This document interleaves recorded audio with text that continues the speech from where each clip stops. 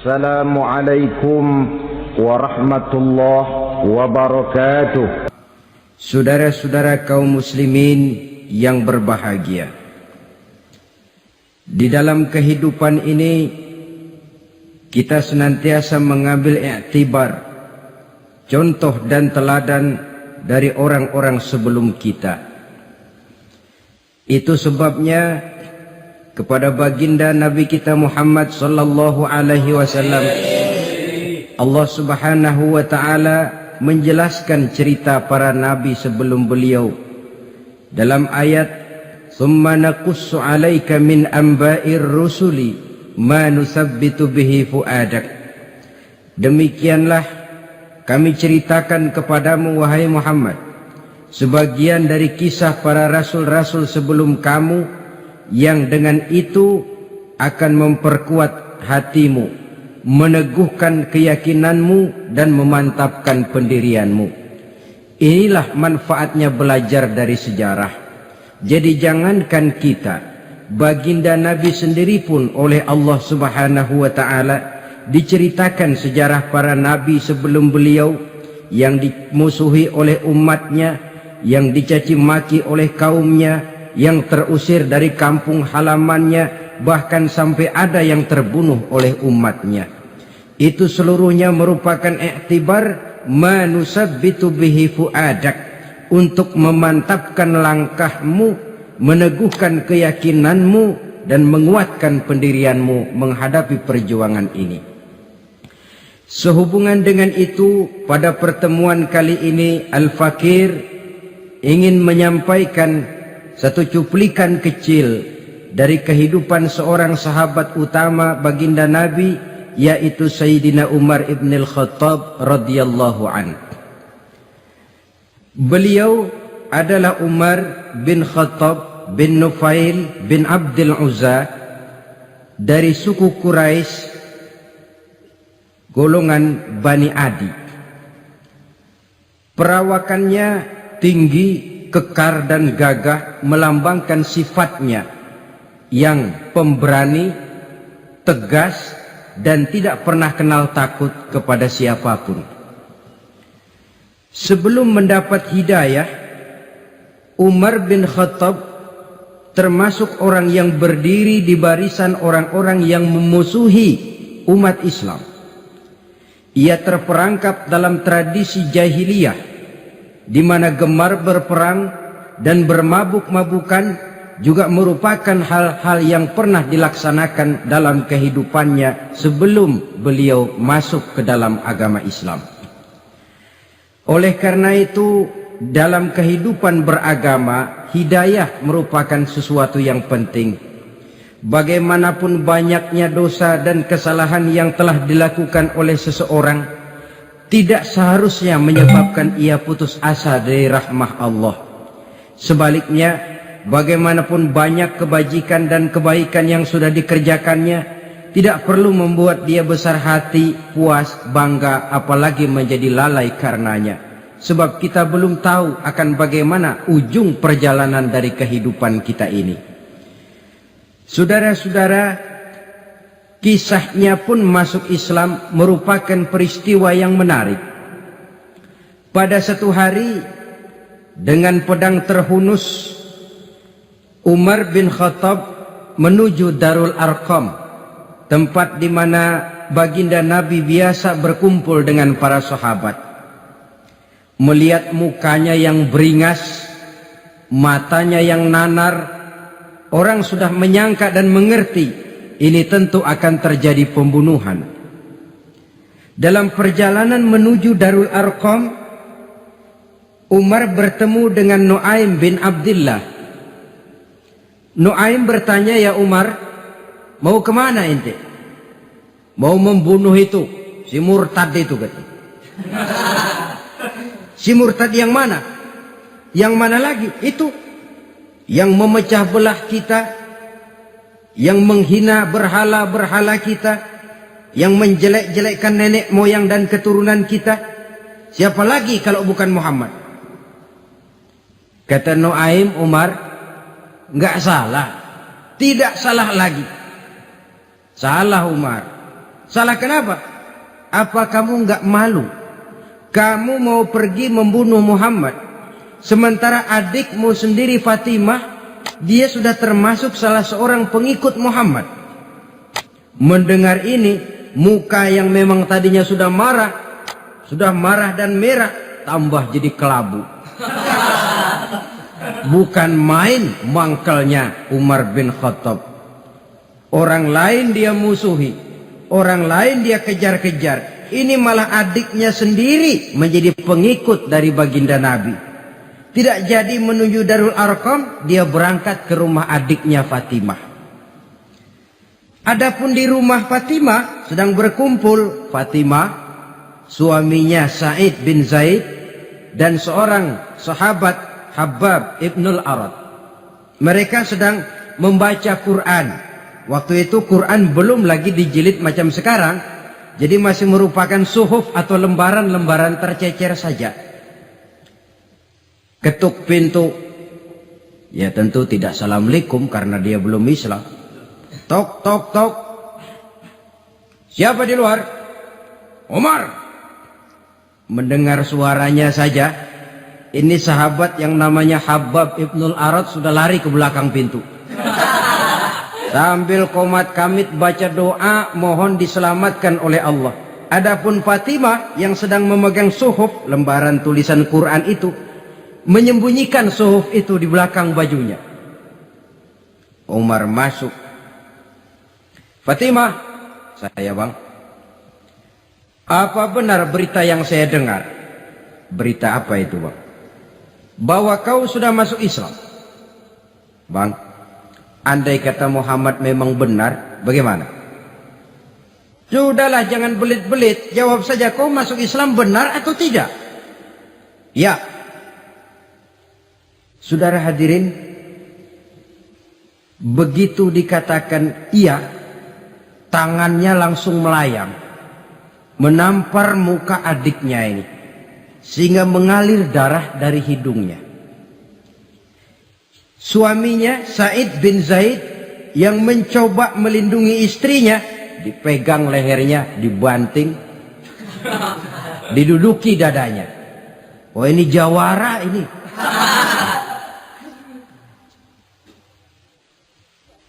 Namun pada saat sedemikian, suara kebenaran terpantul dari mulut Fatimah, adik dari Umar bin Khattab ini. Umar, apakah engkau memukul orang yang bersaksi bahwa tidak ada Tuhan melainkan Allah dan Muhammad Rasulullah? Apakah engkau menganiaya seseorang yang terpanggil untuk mengikuti kebenaran? Manusia macam apa engkau, Umar?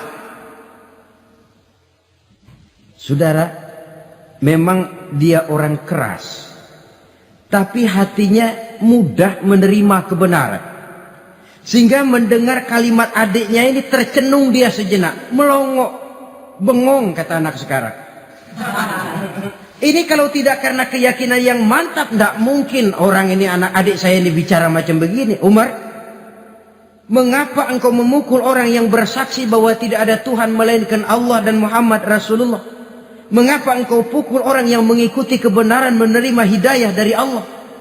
Begitu yakin dan mantapnya, walaupun di tengah satu hal yang sangat menakutkan. Siapa yang tidak takut orang Quraisy berhadapan dengan Umar bin Khattab yang dikenal sebagai singa padang pasir pada waktu itu? Malahan dia termasuk salah seorang jagoan di tradisi masyarakat jahiliyah itu. Ada satu pasar yang namanya pasar Ukaz. Tiap tahun di pasar itu diadakan pesta. Pertama pertandingan syair. Jadi penyair waktu itu jadi kebanggaan. Syair-syair yang menang itu digantung di dinding Ka'bah. Jadi setiap suku akan bangga kalau mempunyai ahli syair yang hebat. Nah, lalu diadakan juga lah perlombaan balap kuda, memanah, termasuk gulat. Lah Umar ini tiap kali pertarungan mesti menang. Belum pernah ada yang berhasil mengalahkan dia. Jawara. Saudara-saudara, mendengar adiknya begitu mantap hatinya, apalagi ketika adiknya berkata begitu, suhuf lembaran yang disembunyikan di belakang bajunya tersembul. Apa yang kau sembunyikan di balik bajumu itu? Suhuf. Apa suhuf itu? Lembaran Al-Quran. Coba saya lihat. Enggak boleh. Kenapa? Kamu kotor. Orang kotor tidak boleh megang Quran. Saya mau lihat. Enggak boleh. Kalau kamu mau lihat, mandi dulu. Diturutinya permintaan adiknya itu. Lalu diambilnya suhuf tadi. Dia baca. Kebetulan ayat yang dibacanya ayat pertama dari surah Toha yang berlanjut dengan ayat 14 pada surah yang sama. Dia baca, Bismillahirrahmanirrahim. Toha ma anzalna ilaikal qur'ana litashqa illa tazkiratan liman yakhsha. Toha, tidaklah aku turunkan Al-Quran ini untuk bikin sukar manusia, melainkan merupakan pengingat bagi orang-orang yang takut kepada Allah. Lalu pada ayat ke-14, Innani anallahu la ilaha illa ana fa'budni. Sesungguhnya akulah Allah, tidak ada Tuhan melainkan aku, maka hendaknya hanya kepadakulah kamu menyembah. Wa aqimis sholata li dzikri, dirikanlah salat untuk mengingat aku. Inna sa'ata atiyatun akadu ukhfiha litujza kullu nafsin ma tas'a. Sesungguhnya kiamat itu pasti akan datang, yang sengaja waktunya kami tidak beritahukan kepada kamu semua, untuk kami balas segala setiap orang tentang apa saja yang telah mereka lakukan dalam kehidupan di dunia ini. Setelah membaca ayat ini, gemetar tangannya. Ini sih nggak main-main ini. Ini belum pernah saya baca ajaran semacam ini. Tidak patut orang yang mempunyai kitab suci semacam ini dimusuhi. Ini sesuatu yang benar, tergetar jiwanya. Hei, Fatimah, Muhammad di mana Muhammad? Saya tidak akan memberitahu kepada kamu. Di mana? Saya tidak akan memberitahu. Lebih baik kau bunuh saya kalau memang maksudmu mau mencelakakan Muhammad. Sama sekali saya tidak akan mencelakakan dia, Fatimah. Kasih tahu saja, di mana dia? Darul Arqam. Bergegas dia menuju Darul Arqam. Di dalam Nabi memang sedang kumpul dengan para sahabat. Termasuk ada Sayyidina Hamzah yang juga terkenal jawara juga. Ketuk pintu. Ketuk pintu. Siapa di luar? Umar. Di dalam ini geger sebagian sahabat. Umar datang ini pasti bencana. Umar datang, wah, kalau istilah kampung, kerok dan urusan.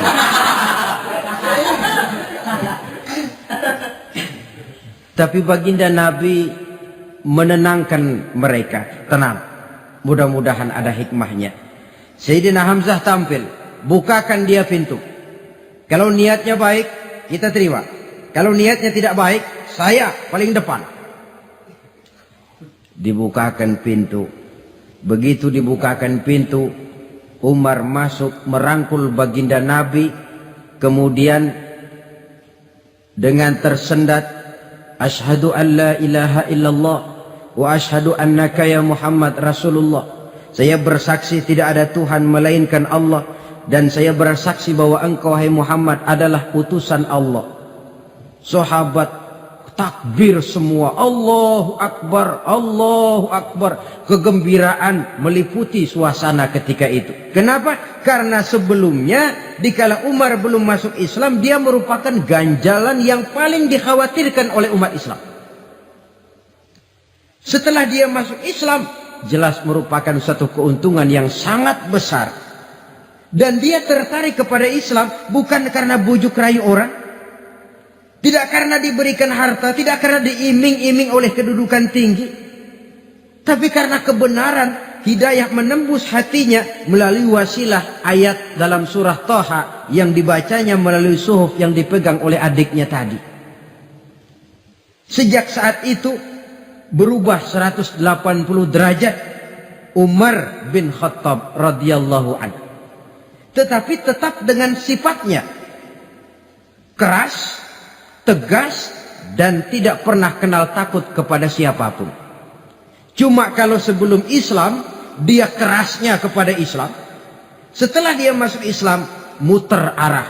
Kepada siapapun yang memusuhi Islam, dia bersikap keras, tegas, dan tidak pernah kenal takut.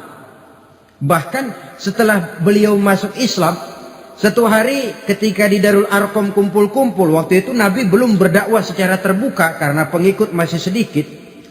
Sayyidina Umar usul, "Ya Rasul, ada apa Umar? Alasna 'alal haq fi mamatina wa mahyana?"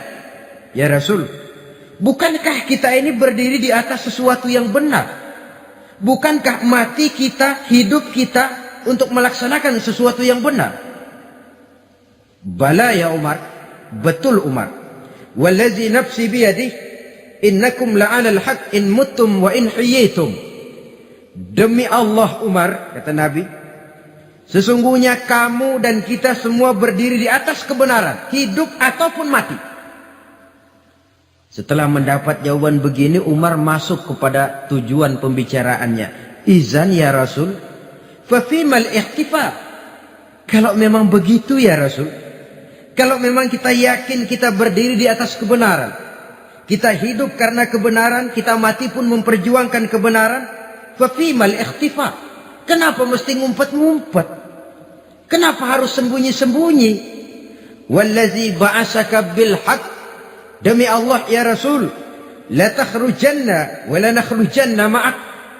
Tuhan harus keluar menyampaikan Islam ini secara terbuka, dan kami akan mendampingi Tuhan dengan segenap jiwa dan raga. Sekali masuk Islam gak tanggung-tanggung. Yang kayak begini ini yang kita perlukan sekarang ini. Begitu masuk Islam gak tanggung seluruhnya, jiwa dan raganya masuk Islam. Beliau yang pertama kali mengajukan ide, kenapa harus dakwah sembunyi ya Rasul? Wong kita berdiri di atas kebenaran, memperjuangkan sesuatu yang hak. Kalau kita mati, kita pun mati membela kebenaran. Kenapa mesti fafimal ikhtifa? Kenapa harus sembunyi-sembunyi?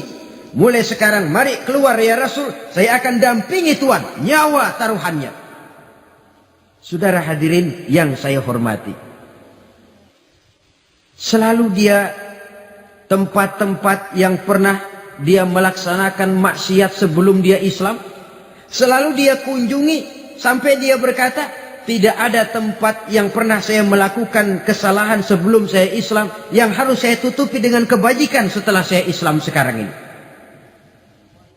Bahkan ada satu riwayat menjelaskan beliau itu yang tinggi badannya, kekar perawakannya, gemetar orang ngadepin dia. Tapi beliau sendiri sangat mudah gemetar kalau sudah mendengar ayat-ayat Allah. Sehingga ada satu riwayat menjelaskan Sayyidina Umar itu setelah masuk Islam, kalau sholat kadang-kadang bila menoleh ke kanan beliau senyum, bila menoleh ke kiri beliau menangis berurai air mata. Ada orang bertanya, ya Umar, kenapa menengok ke kanan kau senyum, ke kiri kau menangis? Itulah kalau saya ingat jahilnya saya sebelum Islam. Adapun bila saya menoleh ke arah sebelah kanan saya tersenyum, teringat betapa dulu saya membuat berhala dari korma. Saya tumpuk-tumpuk, saya susun begitu.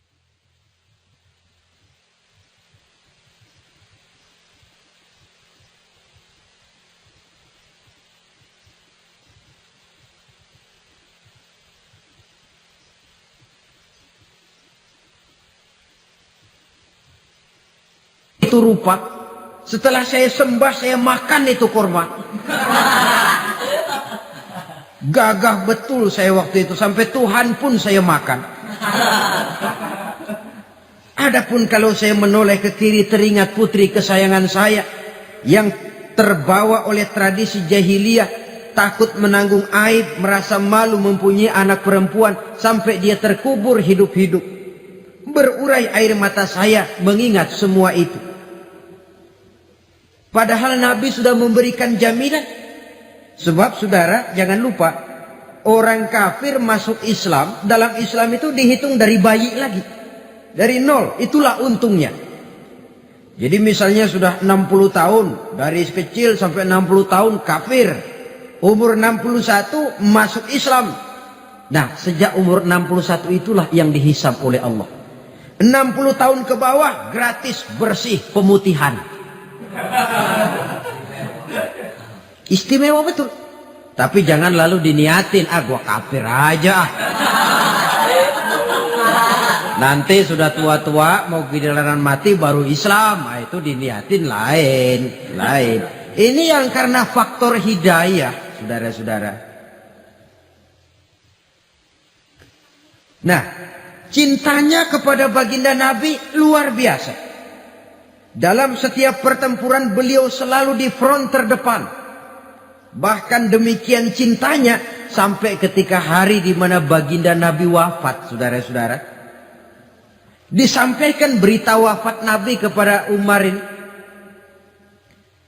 Ya Umar, baginda Nabi sudah wafat. Kamu ngomong apa? Baginda Nabi sudah wafat.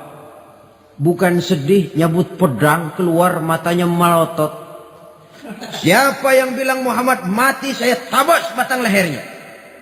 Begitu cintanya beliau kepada baginda Nabi, sampai-sampai nggak menerima kalau Nabi wafat. Taruhlah nggak bisa mati bersamaan, bolehlah mati beriring-iring saja barangkali maksudnya. Saudara-saudara, cabut pedang, kelayaban kemana-mana. Ayo, siapa ngomong Muhammad mati, saya tabas batang lehernya. Sampai bertemu dengan Sayyidina Umar, Sayyidina Abu Bakar. Di tempat orang banyak, Sayyidina Abu Bakar yang bijaksana ini pidato. Ayuhan nas, man kana ya'budu Muhammadan fa inna Muhammadan qad mata wa man kana ya'budu Allah fa inna Allah hayyun la yamut. Wahai manusia, barang siapa yang menyembah Muhammad, maka Muhammad sudah mati. Tetapi barang siapa yang menyembah Allah, Allah akan hidup selamanya dan tidak akan pernah mati. Mendengar pidato ini, Sayyidina Umar sadar bahwa sebenarnya yang tidak bisa mati itu cuma Allah. Bagaimanapun agungnya baginda Nabi, besarnya baginda Nabi, tinggi akhlak budi pekertinya Nabi, cintanya beliau kepada Nabi, Nabi manusia dan manusia harus mati. Kemudian dibacakan surah Ali Imran ayat 144. Wa ma Muhammadun illa rasul qad khalat min qablihi rusul afa immata aw qutilan qalabtum ala aqabikum. Muhammad tidak lain daripada manusia, telah datang kepadanya rasul. Apakah jika ia mati engkau kembali menjadi murtad atau mundur ke belakang? Mendengar ayat ini dibacakan, Sayyidina Umar sadar, berurai air matanya, menangis dalam kesedihannya. Ini cintanya yang demikian tinggi kepada baginda Rasulullah sallallahu alaihi wasallam. Begitulah seluruh kesalahan yang dia lakukan pada saat sebelum dia masuk Islam, berusaha dia tutupi dan dia tebus dengan segala kebaikan, pengabdian, perbuatan soleh setelah dia masuk Islam. Sehingga diajarkan oleh baginda Nabi, ittaqillaha haitsu ma kunta wa atbi'i sayyi'atal hasanata tamhuha wa khaliqin nasa bi khuluqin hasanin. Bertakwalah kamu kepada Allah, kata Nabi, dimanapun saja kamu berada. Jadi takwa tidak kenal tempat. Dimanapun saja kamu berada, bertakwalah kepada Allah. Di rumah takwa, di pasar takwa, di kantor takwa, di tengah orang banyak takwa, pada waktu sendirian takwa. Ittaqillaha haitsu ma kunta. Bertakwalah kau kepada Allah dimanapun saja kamu berada. Jangan takwa pakai tempat. Di masjid takwa, di kantor nyolong. Itu tidak haitsu ma kunta. Yang diajarkan oleh Nabi, dimanapun kamu berada, bertakwalah kepada Allah. Wa atbi'i sayyi'atal hasanah tamhuha. Dan iringi perbuatanmu yang salah dengan kebaikan.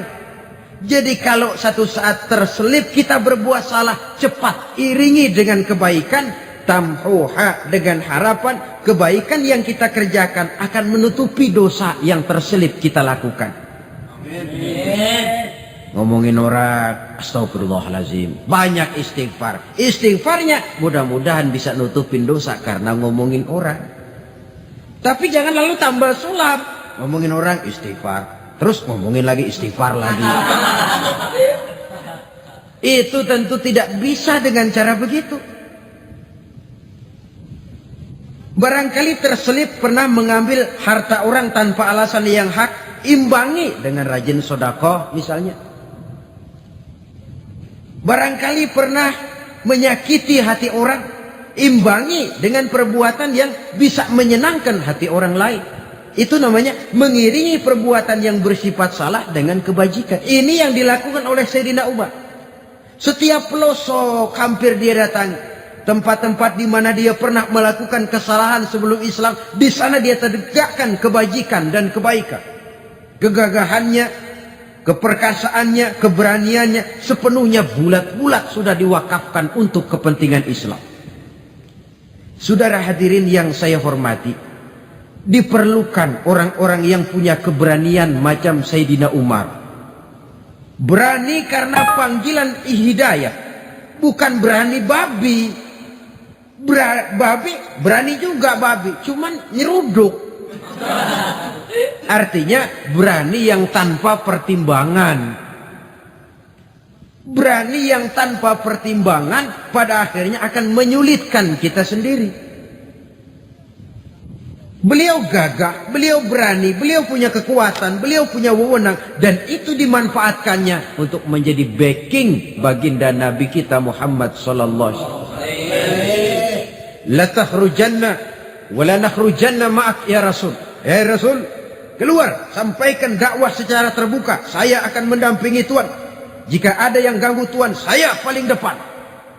Backing yang mendampingi Rasul untuk menyampaikan risalah Islamiyah ini. Saudara hadirin yang saya hormati, wa khaliqin nasa bi khuluqin hasanin, kata Nabi. Dan pergaulilah manusia dengan akhlak yang baik, karena dengan ini kau bisa mengambil hati orang. Dalam hadis lain katakan, innakum la tas'una an-nasa bi amwalikum walakin yas'uhum minkum bastul wajhi wa husnul khuluq. Kamu tidak akan bisa menyenangkan orang banyak dengan hartamu, tapi kamu bisa ambil hati mereka dengan budi pekerti yang luhur dan muka yang manis. Dengan harta belum tentu kita bisa menyenangkan semua orang, tapi budi pekerti yang luhur, muka yang manis, itu yang akan bisa membuat kau menyenangkan orang banyak.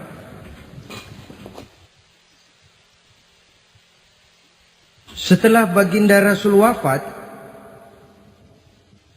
pernah ketika berkumpul, Sayyidina Abu Bakar berkata kepada Sayyidina Umar, "Ya Umar, saya baiat kamu untuk menjadi khalifah." Jawab beliau, "Sayalah yang akan membaiat Tuan. Tapi Anda lebih utama dari saya Umar. Keutamaan saya akan saya berikan kepada Tuan untuk mendukung kekhalifahan Tuan." Di sini kelihatan wataknya yang tidak ambisius. Gagah, berani, perkasa, tapi tahu diri. Enggak nyelonong. Tidak menggunakan kekuasaannya, kegagahannya untuk maksud yang sewenang-wenang. Oleh karena itu setelah Sayyidina Abu Bakar wafat, beliau dilantik menjadi khalifah, keluarlah pidatonya yang terkenal. Ayuhan nas, inni qad wullitu alaikum walastu bi khairikum. Hai manusia, aku telah dipilih menjadi pemimpin kamu, padahal aku bukanlah orang yang terbaik di antara kamu. Kalau tidaklah karena aku melihat keutamaan, keteguhan yang dapat melindungi kalian, berat rasanya aku memikul amanah ini. Sebab apa? Alangkah beratnya menunggu datangnya perhitungan di akhirat nanti terhadap Umar.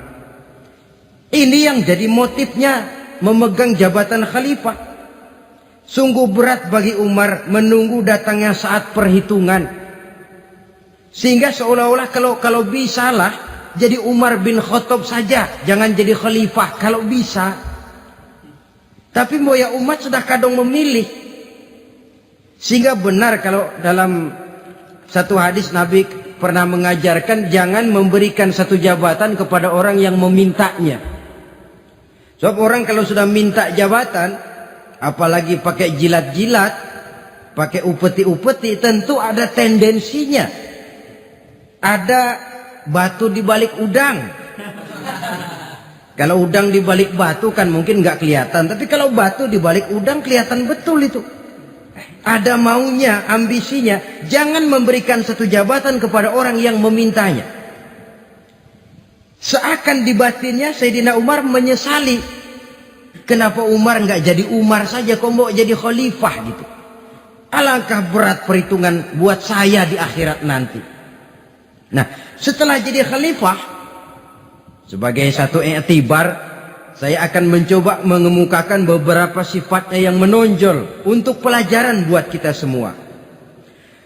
Pertama, sikapnya terhadap keluarganya setelah beliau menjadi khalifah. Kedudukan sebagai keluarga Umar bin Khattab bukan merupakan kedudukan istimewa. Itu ditanamkan betul kepada keluarganya.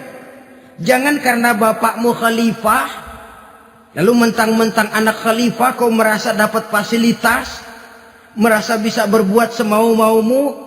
Kau harus punya tanggung jawab dan beban moral, memberikan contoh yang lebih baik kepada rakyat. Ini yang ditekankan kepada keluarganya.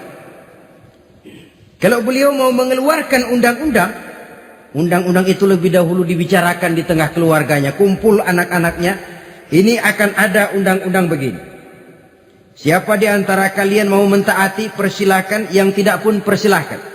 Tapi saya ingatkan, kalau ada dari keluarga Umar yang melanggar peraturan yang saya keluarkan ini, saya akan menghukumnya 2 kali lipat karena dia keluarga saya. Menghukumnya 2 kali lipat karena dia keluarga saya. Jadi bukan mentang-mentang anak babe, lalu kebal hukum. Tidak. Siapa yang di antara kalian melanggar peraturan ini, akan aku kenakan hukuman 2 kali lipat karena dia keluargaku. Nah, saudara hadirin yang saya hormati, lalu berwibawa, dijaga betul keluarganya. Suatu hari beliau datang ke rumah putranya Abdullah bin Umar. Ketika masuk dilihatnya Abdullah bin Umar sedang makan daging. Makan daging. Merah muka Umar. Mentang-mentang anak khalifah ya. Mentang-mentang anak Amirul Mukminin ya, kamu makan daging. Lihat tuh rakyat kita masih banyak yang kelaparan, makan daging, makan roti keras. Padahal itu halal. Sesuatu yang diperoleh dengan usahanya sendiri. Tetapi begitu hati-hatinya Umar untuk menjaga pandangan orang. Keluarga khalifah merupakan beban moral sebab akan dijadikan contoh oleh rakyatnya. Mentang-mentang anak khalifah ya makan daging.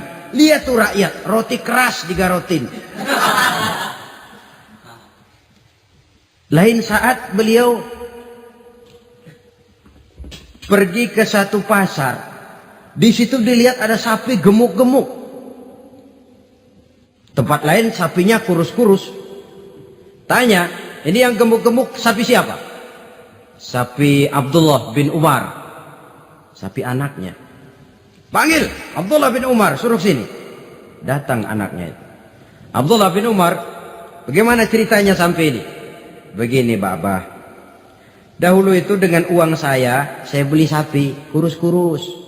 Lalu saya rawat. Saya berikan upah orang untuk merawat sapi-sapi itu. Sampai sekarang dia menjadi gemuk. Akan saya jual dan keuntungannya tentu sesuatu yang halal.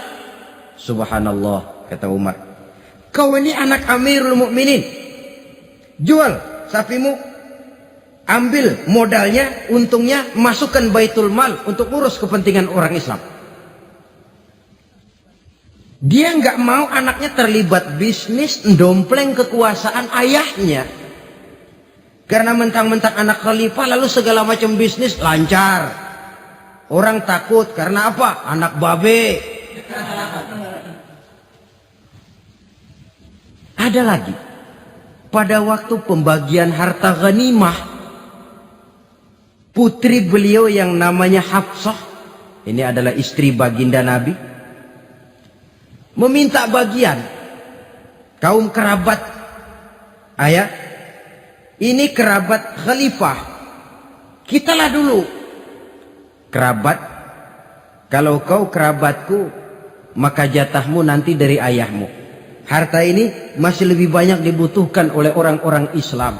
Nanti belakangan kalau ada sisanya. Belakangan kalau ada sisanya. La haula wala quwata illa billah.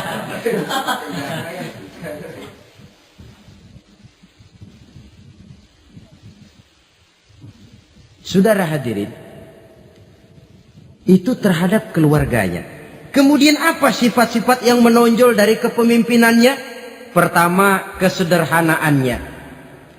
Beliaulah satu-satunya khalifah, Amirul Mukminin, setingkat presiden kalau sekarang, yang punya jubah cuma 2 dan 1 pun punya anaknya. Tambelan lagi. Pernah sholat Jumat terlambat. Beliau naik mimbar untuk khutbah, sebelumnya minta maaf dulu. Saudara-saudara, maaf saya terlambat nungguin baju kering. Seorang khalifah nungguin baju kering. Sederhana dalam kehidupannya.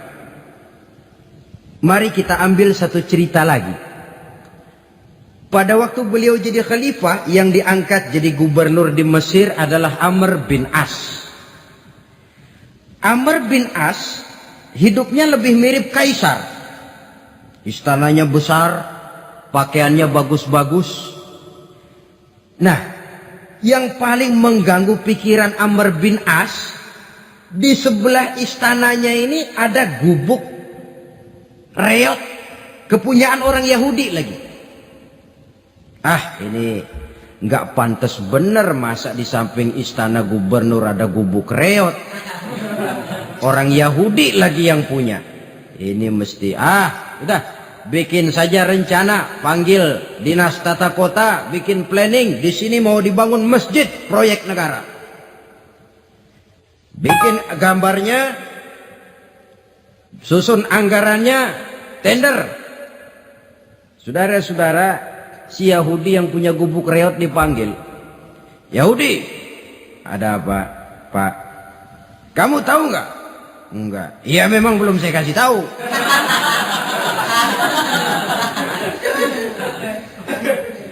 Ada apa, Pak? Itu kamu punya gubuk. Tahu? Kena proyek. Proyek apa, Pak? Kami mau bangun masjid besar di situ. Dan tidak sesuai ada gubuk reot di samping tempat gubernur. Jadi maksud Bapak, gubukmu, tanah-tanahnya mau saya bebaskan. Saya beli. Enggak mau, Pak. Saya enggak mau jual. Saya bayar 2 kali lipat. Enggak mau. 3 kali lipat. 6 kali lipat juga enggak mau, Pak. Saya dari muda peres keringat banting tulang cuma segitu-gitunya, Pak, tempat saya tinggal. Gubuk reot sama tanahnya sedikit. Makmur saya, Pak, cuma rumah sama sumur.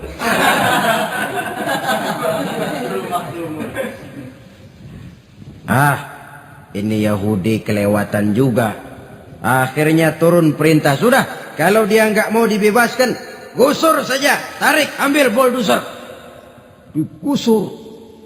Yahudi ini berurai air matanya. Aduh, begini jadi rakyat kecil, udah jatuh ketiban ember lagi.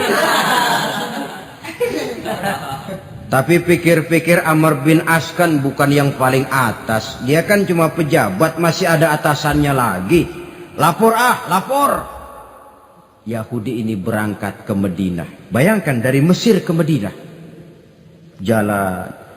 Di sepanjang jalan dia berpikir. Pikir membanding-banding. Kalau gubernurnya saja istananya begitu mewah, apalagi khalifahnya. Kalau gubernurnya galak main gusur, apalagi khalifahnya. Dan saya bukan orang Islam, apa dia lemin ngadu? Apa dapat tanggapan? Berangkat dia sambil harap-harap cemas. Sampai di pintu kota Madinah, dia temui orang lagi tidur di bawah pohon korma. Selamat siang Pak. Ada apa? Anu Pak. Anu apa? Mau lapor. Lapor apa? Bapak tahu Khalifah Umar bin Khattab? Tahu? Istananya di mana Pak? Istananya di atas lumpur. Di atas lumpur. Di atas lumpur. Pengawalnya banyak Pak. Banyak. Siapa Pak? Yatim piatu, janda-janda tua, orang-orang miskin, orang-orang lemah, itu pengawalnya. Pakaian kebesarannya apa sutra apa Pak? Pakaian kebesarannya malu dan takwa. Saya nggak ngerti Pak. Itulah Umar bin Khattab. Lalu orangnya sekarang di mana Pak? Di depan ente. Rupanya yang dia tanya itulah orangnya. Gemeter Yahudi ini, keringat bercucuran. Coba, istananya di atas lumpur. Sebab beliau berprinsip, bagaimana saya bisa menghayati nasib rakyat kalau saya tidak merasakan apa yang mereka rasakan? Bagaimana saya nggak bisa tahu sakitnya lapar kalau saya belum pernah kelaparan? Itu prinsipnya. Istananya di atas lumpur. Para pengawalnya yatim piatu, janda-janda tua, orang-orang miskin, orang-orang lemah dan tidak mampu. Dan pakaian kebesarannya malu dan takwa. Kamu dari mana? Dari Mesir Pak. Ada apa? Mau laporan gubernur Bapak di Mesir yang namanya Amr bin As. Kenapa? Main gusur aja Pak. Ceritanya? Iya, dia mau bangun masjid. Kebetulan di areal itu saya punya tanah sama gubuk segitu-gitunya. Saya nggak mau dibeli, digusur Pak. Saya mau mencari keadilan. Begini. Kamu lihat tempat sampah itu? Lihat. Di situ banyak tulang. Coba kamu ambil kemari satu. Tulang unta, bawa sini. Bingung Yahudi. Pak, saya kemari mau cari keadilan. Kalau tulang mah di Mesir juga banyak Pak. Sudahlah, pokoknya kau ambil saja tulang itu. Dicoker-coker dapat dikasih. Tulang itu digaris lurus oleh Sidina Umar dengan ujung pedang. Red. Nah, nih, kau bawa kepada Amr bin As. Makin bingung itu Yahudi. Suruh bawa tulang cuman digaris. Nanti saya ngomong apa Pak? Sudahlah, kasih saja. Pulang dia. Sampai di Mesir. Tuan Gubernur, ada apa? Saya baru menghadap Khalifah. Kemudian beliau sampaikan ini, dikasih tulang. Amr bin As ngelihat tulang ada goresan lurus dengan ujung pedang, gemetar. Badannya keluar keringat dingin. Panggil kepala proyek. Hei, proyek batal. Masjid nggak jadi didiriin. Itu gubuk Yahudi diriin lagi. Ini Yahudi makin bengong. Ini gubernur dapat tulang doang segitu takutnya.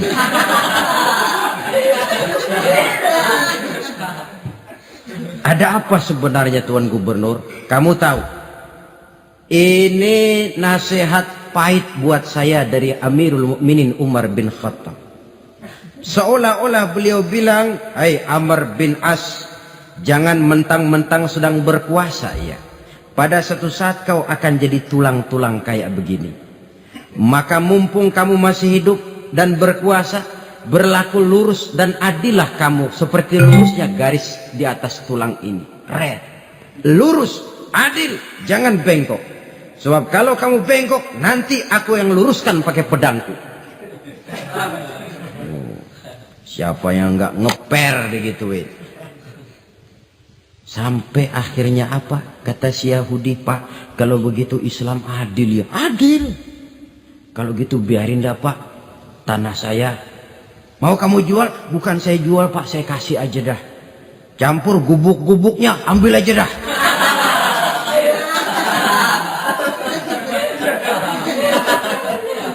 Masuk Islam si Yahudi ini oleh karena keadilan dari Umar bin Khattab. Begitulah kesederhanaan hidupnya. Sampai saudara, yang ironi betul, pernah Utsman bin Affan, Ali bin Abi Thalib, Thalhah dan Zubair kumpul mendengar berita bahwa Sayyidina Umar ini punya hutang. Bayangkan, seorang khalifah untuk melangsungkan hidupnya sampai punya hutang. Padahal Baitul Mal di bawah kekuasaannya. Berunding Utsman, Ali, Thalhah, Zubair. Kalau kita langsung ngomong sama Umar nggak enak dong, dia nggak bakalan terima. Lewat putrinya aja, Hafsah deh. Baik. Hafsah ngomong sama Umar, Abah, kenapa? Bagaimana kalau honor Abah ditambah, ditingkatkan supaya hutang bisa ketutup? Hafsah, saya Abah. Siapa yang nyuruh kamu ngomong begitu? Enggak ada. Ada.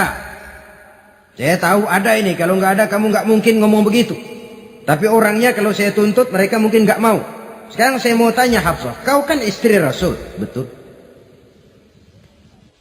Nah, saya mau tanya, suamimu makanannya apa? Daging?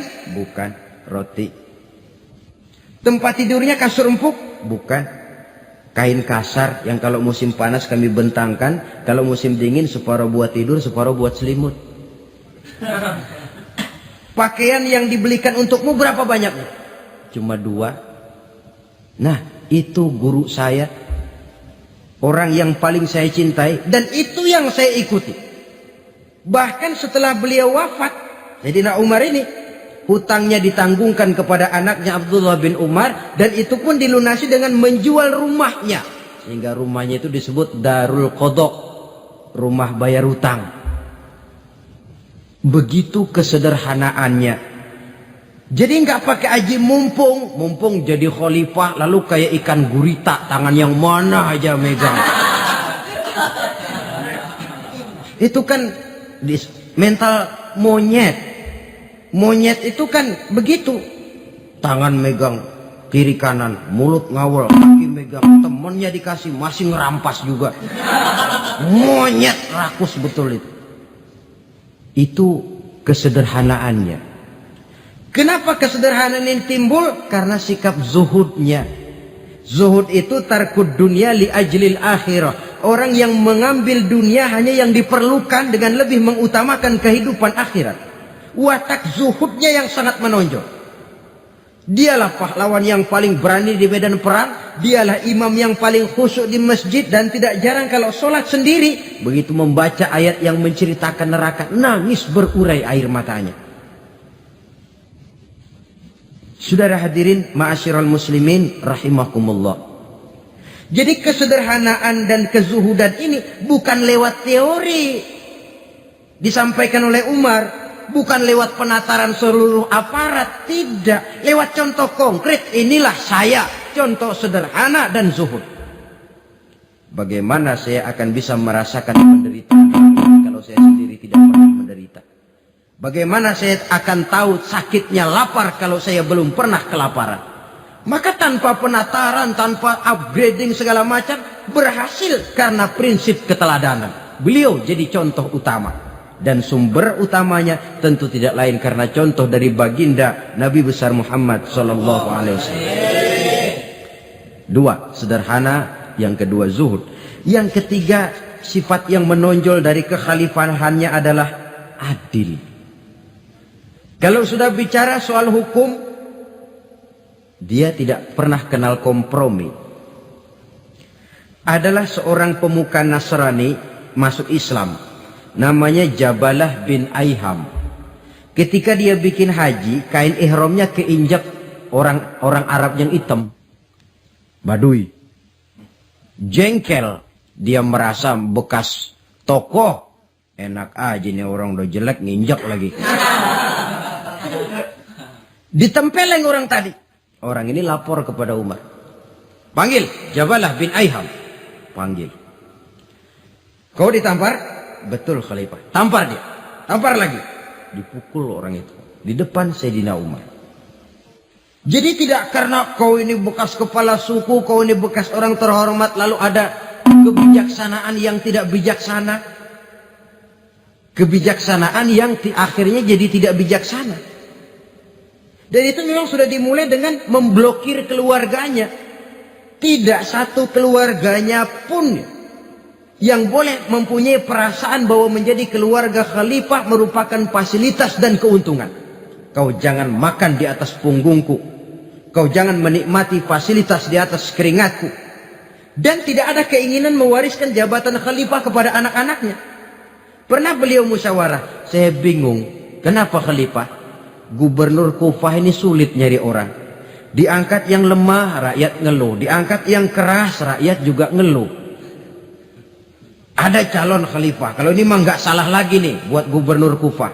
Siapa? Abdullah bin Umar, anak beliau sendiri. Melotot matanya. Jangan macam-macam kau. Cukup satu orang Umar memegang jabatan ini. Kalau berhasil, kami keluarga Umar sudah merasakannya. Kalau gagal, cukup kegagalan seorang Umar. Tidak berusaha mengorbitkan anaknya, wah, anak babe diangkat jadi jadi ano. Tidak, malah diblokir. Cari yang lain. Tapi Abdullah bin Umar cukup syarat ya khalifah. Dia orang bertakwa dan soleh. Yang takwa dan soleh bukan cuma anak Umar. Anak orang lain juga banyak yang takwa dan soleh. Itu prinsipnya. Sehingga ketegasannya ini membuat orang jadi sungkan.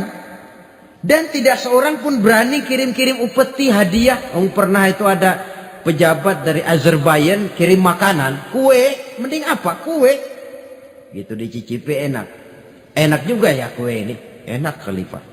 Ini di sana apa makan rakyat biasa? Bukan. Ini makanan orang-orang VIP. Nah, dibungkus lagi itu kue. Dibungkus. Ontamu mana? Di luar. Ambil, bawa pulang, serahkan lagi kepada gubernur di sana, kasih tahu salam dari Umar bin Khattab. Kenyangkan dulu rakyat dengan makanan seperti ini. Kita belakangan.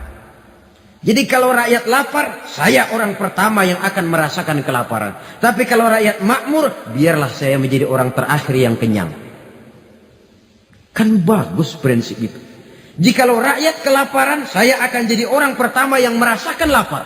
Tapi kalau rakyat makmur, biar saya jadi orang terakhir yang kenyang. Jangan dibalik. Pada saat rakyat kelaparan, dia kekenyangan. Dan selanjutnya, sikap keadilannya ini, saudara-saudara, menyebabkan hukum lalu jadi berwibawa. Pernah beliau jalan-jalan di lorong kota Madinah. Di tempat yang namanya Harah bersama Aslam. Ada ibu-ibu, anaknya nangis. Lapar ma, lapar ma. Sabar, dikit lagi matang gitu. Emang tuh ibu lagi ngerebus. Bunyi, air ngegulak. Luguk, luguk, luguk. Umar lihati dari jauh. Belum juga matang, belum juga matang. Nih anak dari nangis, lapar, sampai capek nangis, sampai tidur. Anak tidur, Umar samperin, Bu, emang masak apa sih kok nggak bisa mateng? Saya nggak masak apa-apa Tuhan. Itu pating kerubuk apa? Ketika dibuka ya cuma air saja. Subhanallah, ibu sudah ngebohongi anak ibu sendiri. Habis harus bagaimana Tuhan? Saya sudah nggak punya makanan untuk dimasak. Sementara perut nggak kenal kompromi. Jalan satu-satunya, ya terpaksa anak saya bohongi. Saya bilang sebentar lagi matang, sampai dia tidur sekarang ini. Memangnya Khalifah Umar gimana sih ngurusi rakyatnya? Subhanallah, dia orang zalim. Dia yang memegang urusan kami, tapi dia nggak tahu nasib saya. Anak kelaparan, keluarga terlantar. Oh begitu. Iya. Zalim betul Umar bin Khattab itu. Kalau begitu ibu tunggu sebentar. Dia pulang bersama Aslam menuju Baitul Mal. Dia ambil tepung 1 karung, dipikul sendiri. Dipikul sendiri. Kata Aslam, ya Khalifah biar saya yang bawa. Jangan. Kenapa Khalifah? Apa kau kira kau sanggup mikul dosa saya di akhirat nanti? Biar saya yang mikul sendiri. Dia bawa ke tempat tuh ibu-ibu. Dia masakin sendiri. Nah bu, sudah matang, persilakan masak. Makan. Alhamdulillah Tuan. Mudah-mudahan Allah memberkahi Tuan. Tuan lebih baik dari Umar bin Khattab yang zalim itu. Memang sebenarnya Tuan siapa, kata tuh ibu? Saya. Iya. Saya ya Umar bin Khattab yang ibu bilang zalim itu. Gemetar si ibu. Gemetar si ibu. Tapi memang peka dan menghargai kritik orang. Tidak membungkam setiap orang yang nadanya sumbang atau berbeda. Kadang beliau berkata, saya khawatir karena orang terlalu segan dengan saya lalu nggak ada yang berani negor kalau saya salah. Kan begitu biasanya. Karena sudah terlalu segan lalu semuanya orang mau diaminin saja. Asal dibilang nggak benar marah, jengkel. Lalu disingkirin, maunya diiyain, inge kulonuwun. Oke bos. Beliau bilang saya khawatir kalau tidak ada orang yang mau menegur kesalahan saya jika saya terlanjur nanti. Tahu-tahu muncul orang. Demi Allah, saya akan menegur Tuan dengan pedang saya ini. Cerah mukanya, senyum bibirnya. Alhamdulillah, anak muda, saya memerlukan orang macam kau. Yang berani berkata ya terhadap yang benar dan tidak terhadap yang tidak benar, apa dan bagaimanapun resikonya. Di sini kelihatan sikap beliau menghadapi orang yang berbeda pendapat. Keadilan, keberanian dan ketegasan, cepat menerima kebenaran, merupakan serentetan dari sifat-sifat utama beliau sejak masuk Islam sampai menjadi khalifah yang kedua.